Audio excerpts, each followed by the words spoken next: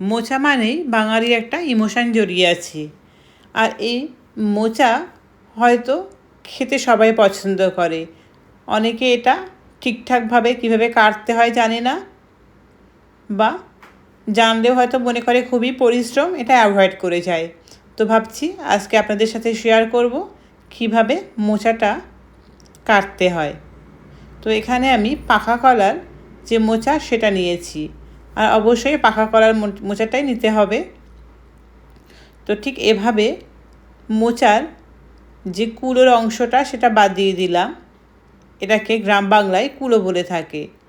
আর ওর যে ডাঁটাটা সেটাও কেটে ফেলে দিচ্ছি। এখন কিভাবে কাটবো সেটা প্রথমে দেখিয়ে দিচ্ছি। এই যে ট্রান্সপ্যারেন্ট অর্থাৎ এই অংশটা, আর এই যে ফুলের মতো অর্থাৎ দেশলাই কাঠির মতো অংশটা, এই দুটো অংশ ফেলে দিতে হবে।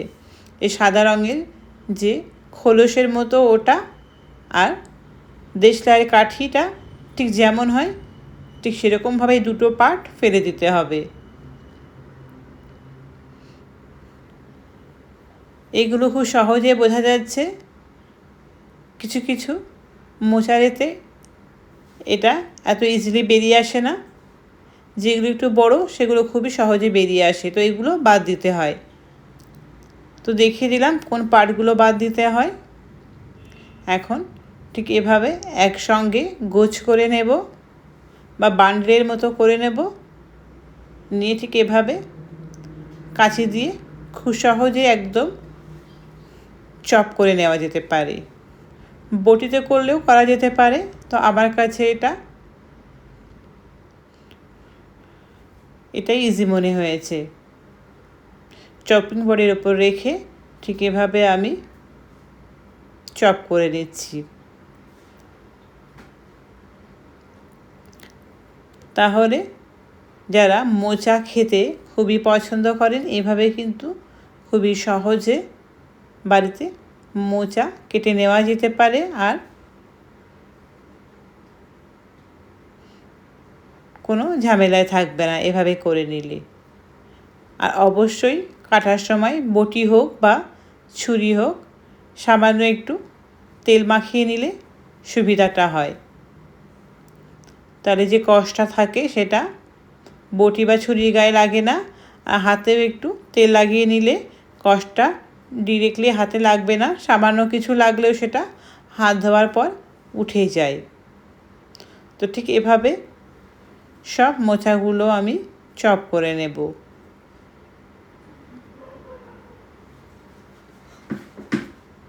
আর কাটার পরে অবশ্যই মোচাগুলো পানিতে ভিজিয়ে রাখতে হবে, নইলে একদম কষে কালো হয়ে যাবে। ঠিক কতটা সহজভাবে আমি মোচাটা কেটে দেখালাম, আপনারা কিন্তু কমেন্টে অবশ্যই জানাবেন।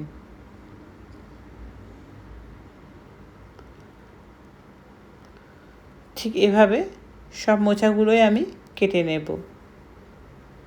আর এই পার্টটা সব থেকে লাস্টে ছিল, এটা আর ছাড়ানো যায় না, এটা খুবই কচি পার্ট। তো এটা আমি এখন ঠিক এভাবে স্লাইস করে নেব। প্রথমে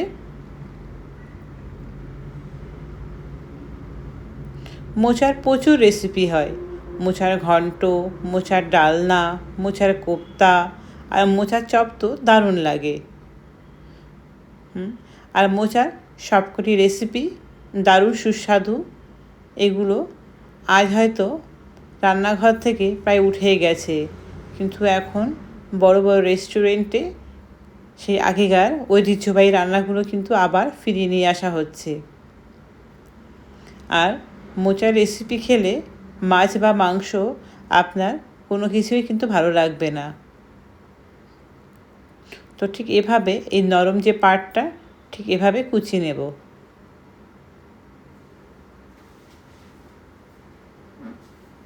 দেখতেই পাচ্ছেন কত সহজেই মোচা কেটে নেওয়া যেতে পারে। তাহলে আপনারাও ঠিক এইভাবে বাড়িতে মোচা কেটে মোচার দারুণ দারুণ রেসিপিগুলো তৈরি করে খান।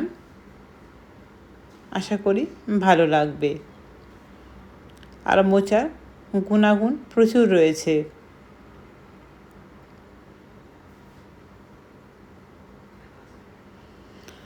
তো আজকে একটা বড় সাইজের মোচা আমি কেটে আপনাদের সঙ্গে শেয়ার করলাম। মোচা কাটার টেকনিকটা কেমন লাগলো কমেন্টে কিন্তু অবশ্যই জানাবেন। অপেক্ষায় থাকবো। ওকে, বাই।